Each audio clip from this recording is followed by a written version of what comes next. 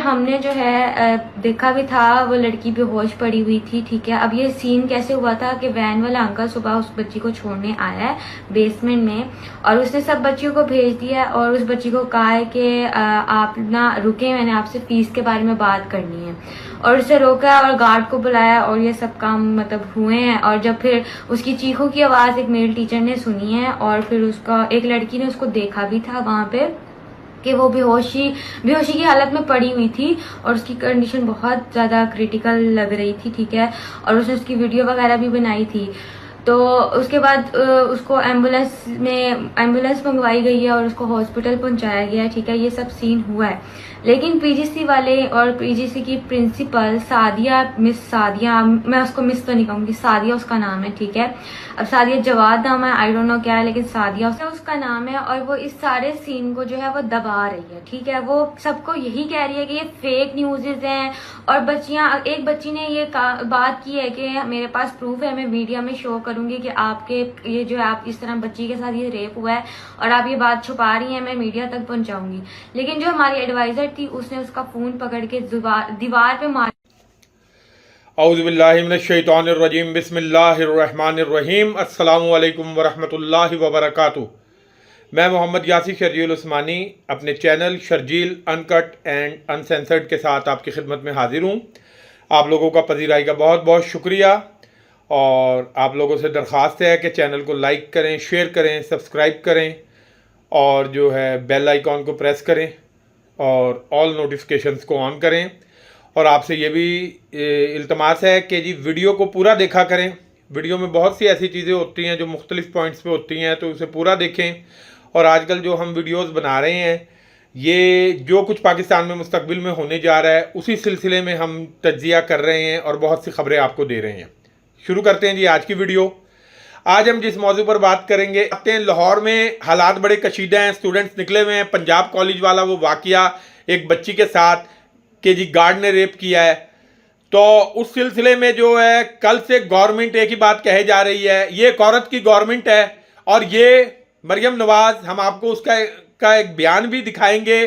जब मोटरवे पर वो एक सानिया हुआ था वो भी बहुत तकलीफ दे था, तो उस वक्त मरियम नवाज किस किस्म के बयान देती थी। और आज जब वो वजीर आला है तो वो कोई लफ्ज नहीं बोल रही इस मामले पे।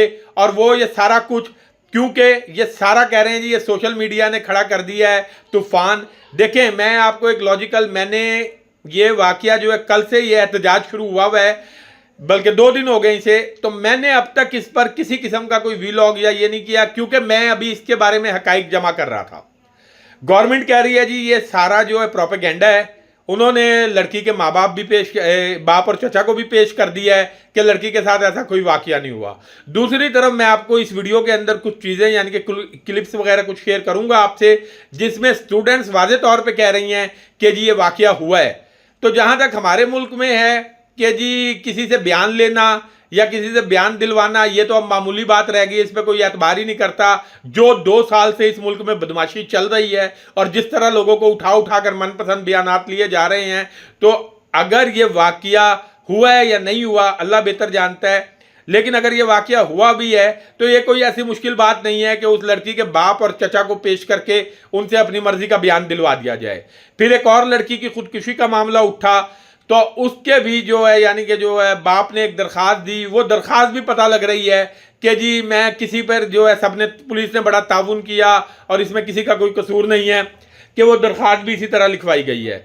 लेकिन अगर हम इनकी बात को मान लेते हैं जी कि ये सारा प्रोपेगेंडा है, देखें जी एक प्रोपेगेंडे की बेस पर कैसे मुख्तलिफ शहरों में सारे स्टूडेंट निकल आए। पहले एक कॉलेज के निकले, अब मुख्तलिफ कॉलेज के निकल रहे हैं, लाहौर में, गुजरावाला में, उकाड़ा में, इसी तरह मुख्तलिफ शहरों में बच्चे बच्चियां निकल रहे हैं, एहतजाज कर रहे हैं, पुलिस लाठीचार्ज कर रही है, प्रिंसिपल धमका रही है उस कॉलेज की डायरेक्ट स्टूडेंट्स को। इसी तरह जो है क्या नाम है, पुलिस धमका रही है कि आप लोगों के साथ कुछ ना हो जाए।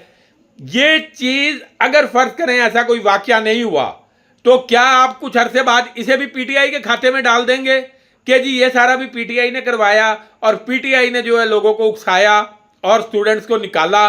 तो क्या ये सारे मुख्तलिफ शहरों के, मुख्तलिफ कॉलेजेस के, मुख्तलिफ यानी के इलाकों के स्टूडेंट्स इकट्ठे हो गए एक मौकफ पे इकट्ठे हो गए और इन सब ने यानी कि एक ही मौकफ लिया और वो मौकफ इनके जहन में पीटीआई ने फीड कर दिया।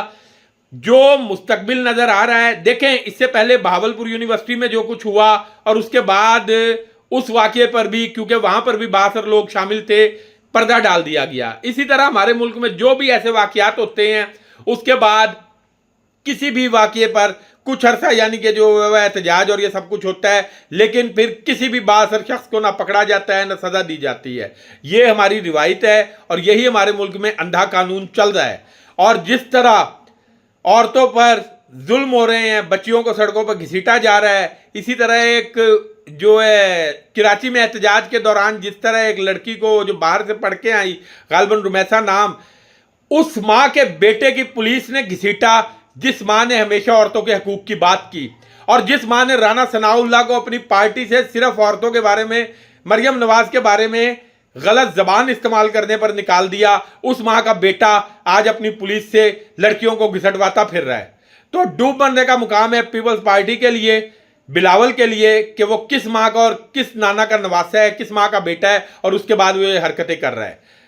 इसके बाद आप इसी तरह आ जाएं कि नवाज शरीफ, मरियम नवाज, उनके तो खमीर में ही औरत की इज्जत नहीं है।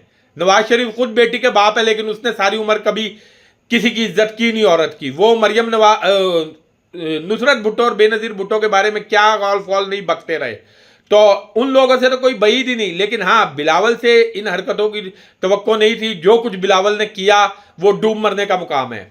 रह गई बात कि अगर इस वाकये में कोई हकीकत नहीं है और ये तो इतने बड़े पैमाने पे एहतजाज नहीं हो सकता, कुछ ना कुछ इस वाकये में है और एक गार्ड के पीछे इतनी यानी कि जो है ना पुलिस और हुकूमत और इदारा पूरा सपोर्ट नहीं कर सकता कि जी पूरे कॉलेज यानी कि जो सपोर्ट कर रहा है गार्ड के पीछे।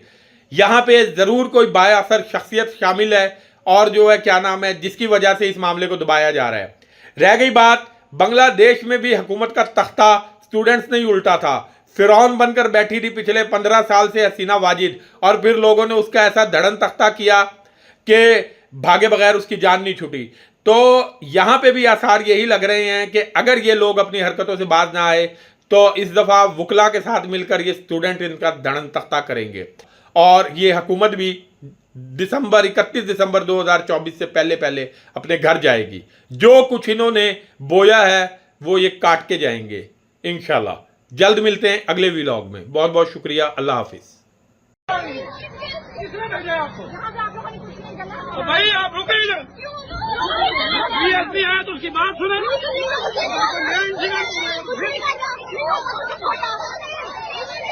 भाई इधर रुको।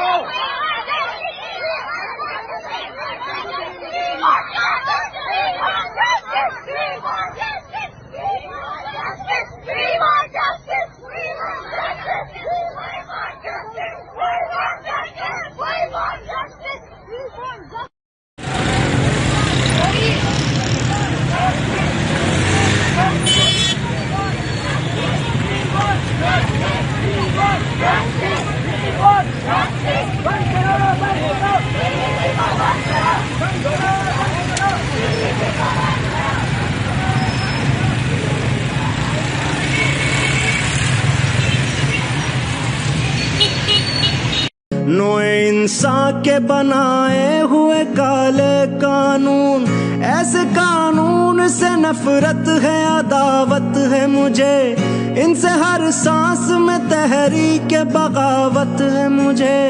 आज भी मेरे